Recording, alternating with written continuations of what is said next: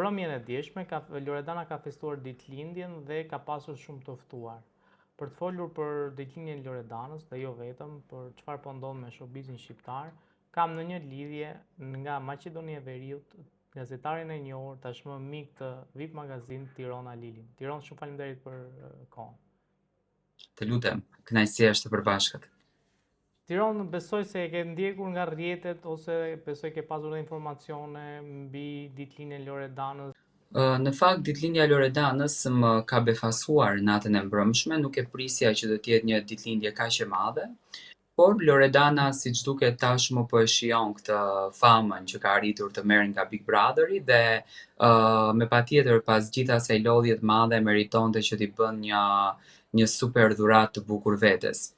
Mbrëm më ranë në sy shumë personazhe të njohur të publikut të showbizit shqiptar. Do nisim që nga banorët e Big Brotherit që çuditërisht nuk ishin që të gjithë, domethënë e pash mungesën e Rozana Radit, mungonin disa banor, por shumica ishin në festën e Loredanës. Ishte Xhibani, ishte Laerti, ishte Amber, ishte Gerta dhe disa të tjerë figura që ne I njohim. Pastaj e konfirmuar edhe nga vetë Monika Lubonja, dhe me thënë orën 12 të natës kishte vajtur dhe Jozi. Valbona që në momentin e parë besoj që ka rënë në sy kjo videoja që është bërë virale në rrjetin social TikTok, që në momentin kur kishte hyrë dhe ja kishte dhuruar buketin Loredanës së luleve, I kishte thënë që a do të vi Jozi apo ku është Jozi sonte, dhe aty u kuptua që Jozi do të ishte prezent në këtë fest. Ishte një fest shumë e bukur, çuditërisht që nga ana e Loredanës ishin përzgjedhur kodi I veshjes të duken si fermer dhe ambienti ishte shndruar krejtësisht në një ferm. Të ftuarit që kishte edhe nga panelet e Top Channelit, domethënë të ftuar të ndryshëm ishin, nuk ishin vetëm të Big Brotherit, për shembull më ra në sy Fifi, një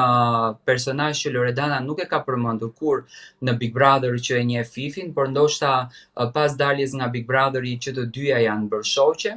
Më pas ka patur të ndryshëm protagonist, Xheneta Fetau, që nuk e dinim ne që Loredana ka marrëdhënie të afërt me Xhenetën derisa Loredana ishte brenda shtëpisë së Big Brotherit, por siç duket këtë marrëdhënie e kanë afruar edhe më shumë në natën që pati një organizim në Shqipëri, nëse nuk gabojm, Miss Universe Albania dhe Kosova, dhe besoj që aty të dy vajzat kanë krijuar një afrimitet më të mirë, por Xheneta tashmë është pjesë edhe e trotuarit dhe domethënë është bërë pjesë e shtëpisë më të madhe të shqiptarëve, le të themi deri më tani. Ditëlindja ishte shumë e bukur, pash që kishte shumë atmosferë, pash që kishte shumë adrenalin, pash që kishte shumë kënaqësi, domethënë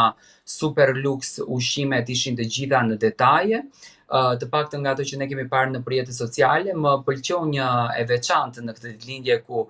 Loredana kishte përzgjedhur të gjitha fjalët që Loredana I flet, duke I shkruar në ca fleta të vogla, domethënë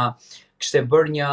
një rumbullaksim të momenteve të saj të bukura në Big Brother, domethënë edhe Loredana e ka duartrokitur këtë momentin që shqiptarët e kanë bërë meme, edhe pse ka thënë edhe në emisione të ndryshme ku ka qenë e ftuar që po ta dija se kaq shumë më duan do bëja më shumë meme, dhe ishte një fest që pam kënaqësi, vallëzim, adrenalin, pam momente të bukura, por çuditërisht nuk e kemi parë Jozin, Jozi nuk ekziston në asnjë foto, në asnjë video, të paktën nga të gjitha ulumtimet që kam bërë unë. Por në përgjithësi ishte një fest shumë e bukur dhe Loredana I kishte bërë një super dhuratë të bukur vetes së saj. Siç thatë dhe ju, ishte edhe Xheneta, po nga ana tjetër ishte e pranishme dhe Egli. A ka pasur Po se harova, gjën kryesore. A ka pasur në një moment që mund të kenë pasur ndonjë, po themi, diskutim ose ballafaqim njëra me tjetrën, kur dihet tashmë që vinë nga një raport me një personazh në mes siç ishte Gjesti? Unë do flas nga ajo që pash në për rrjetet sociale, në një pikë të momentit, paktën Olti Curi që kishte postuar në Instagramin e tij një video. Xheneta më dukej me thënë drejtën një çik si në siklet, sepse ndoshta ka qenë e informuar që Egli do të ishte aty. Në siklet në kuptimin sepse Xheneta ka folur hapurazi në për marrëdhënien e Gjestit edhe të Eglit, por njëkohësisht edhe e ka ironizuar këtë marrëdhënien, por duke besuar në natyrën të Eglit. Tashmë Egli ka marrë një popularitet shumë të madh. Ne e dim shumë bukur që edhe pas daljes nga shtëpia Big Brotherit, Egli nuk është marrur fare me rrjetet sociale, nuk është marrur fare me Instagrame, të paktën edhe të bën ndonjë dis që këto personazhet publik kanë dëshirën të bëjnë, domethënë duke shkruar mesazhe të ndryshme nëpër story kundërdrejt atyre që asaj që është. Dhe kjo në fakt është një diçka që unë e prisja dhe pres nga Egli që të mos ketë ndonjë ballafaqim, të mos ketë ndonjë grindje ashtu siç e prisnin shqiptarët mbrëm që Egli dhe Xheneta në të njëjtin vend do grinden. Unë mendoj që Egli e respekton këtë statusin e vajzës VIP, e personazhit shumë të dashur shqiptar, dhe mendoj që këtë mënyrën se si Xheneta e komenton Eglin, e ka komentuar lidhjen duke i besuar fjalës e Egli që edhe në klipin e Kellit kur kanë xhiruar Egli dhe Xheneta nuk janë takuar, pasi që të dy gocat e kanë kërkuar hapësirën e tyre, dhe në fakt nuk ka një moment po të ndjekim klipin në detaje të dy gocave bashkë, dhe kjo tregon që gocat nuk njihen, nuk janë njohur nga jashtë. Domethënë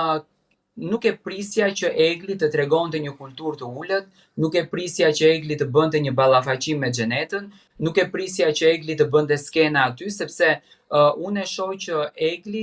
ndjekën suksesin e saj, ndjekën karrierën e saj dhe nuk merret as pak kush me çfarë flet. Por të jemi sinqert, nga ajo që unë pash, domethënë nga mimikat e fytyrave të tyre, Xheneta nuk më dukeshte aq e hapur, aq e gjallë, aq